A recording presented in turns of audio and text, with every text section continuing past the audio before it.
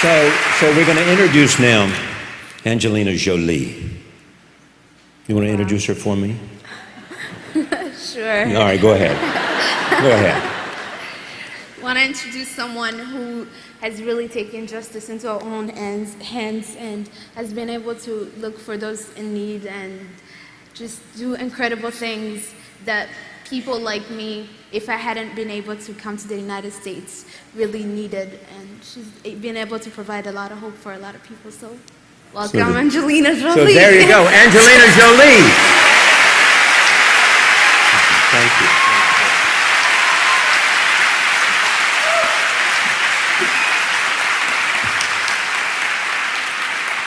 Thank you, Sandra.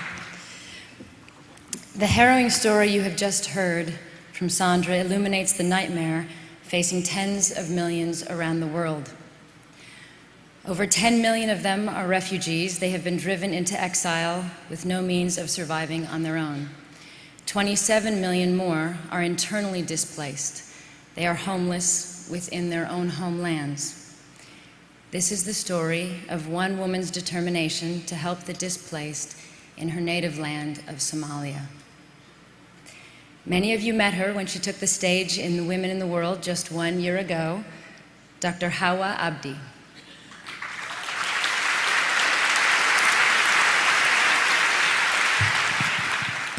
Dr. Abdi is an obstetrician and gynecologist who returned to Somalia after completing her training abroad.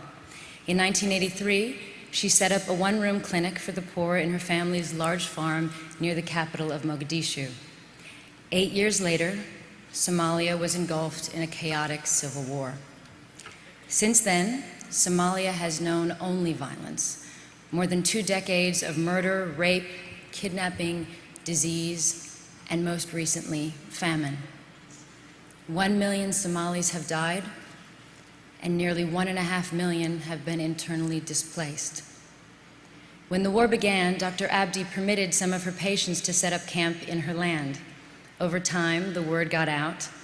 More and more came, and more stayed.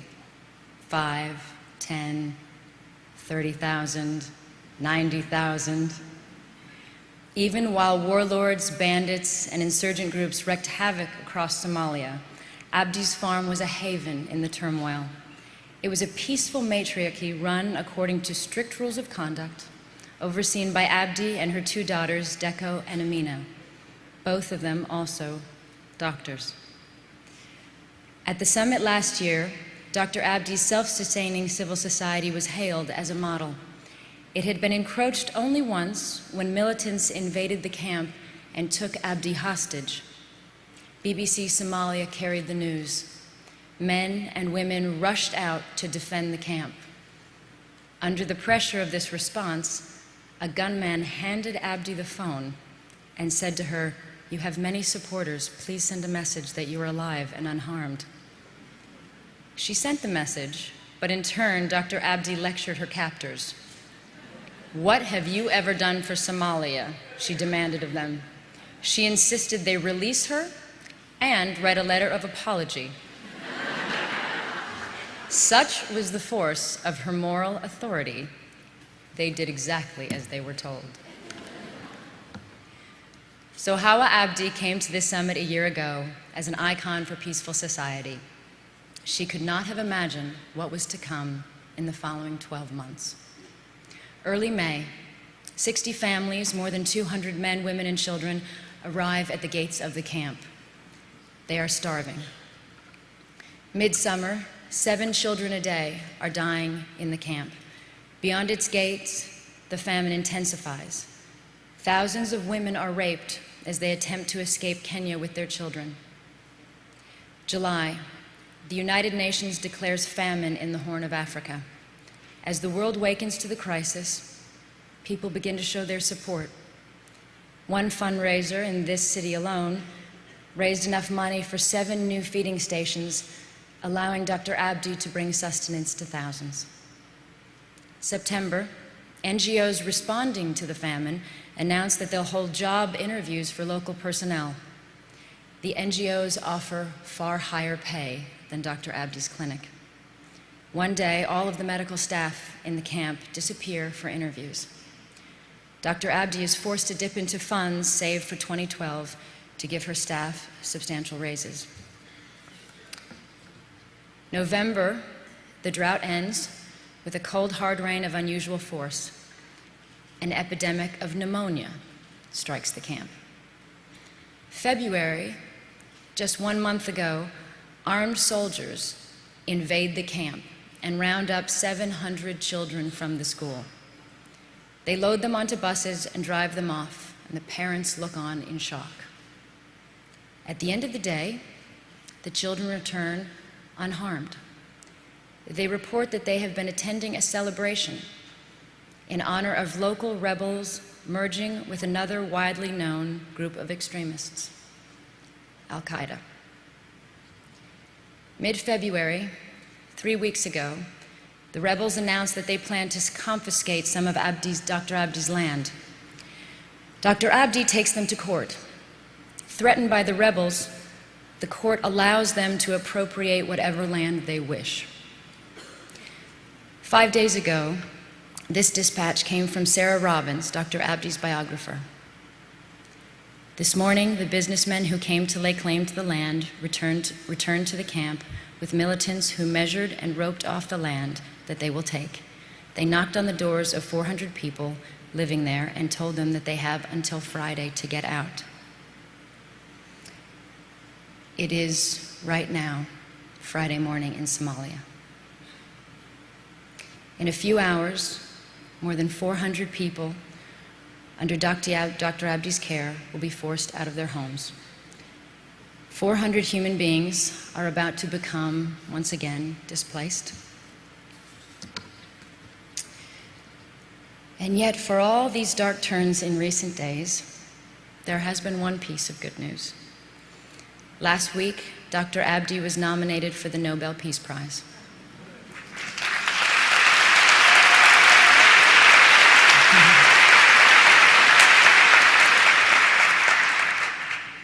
She could not be with us tonight, but she wanted to deliver this message to all of you.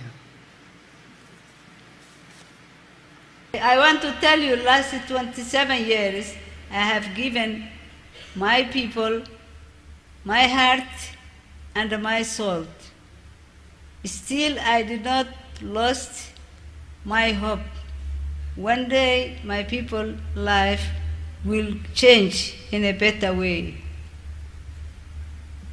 I hope my children and the children who grown in camp and born in the hospital will change the lives of Somali people,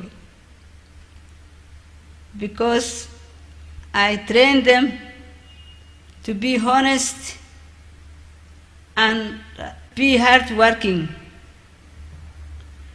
Nobel Peace Prize nomination came in a right time. I was in a low level of hope, but nomination of Nobel Peace Prize lifted my morale and gave me the continuous keeping hope alive. If I win Nobel Peace Prize, I will empower economically Somali women and give them homes for homeless people. Thank you.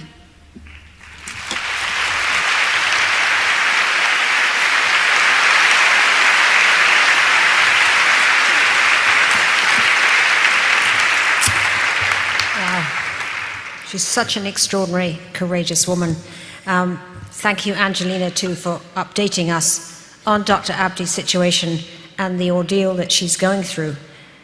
For the next 2.5 days of the summit, we're going to hear many urgent stories. But we aren't here just to listen, we're also here to help find solutions. So for those of you who do feel moved when you hear these stories, as I'm sure some of you do, most of you do, I hope that you'll avail yourself of the HP Women in the World Foundation giving stations outside, because you can use those stations to choose anyone that you've heard about and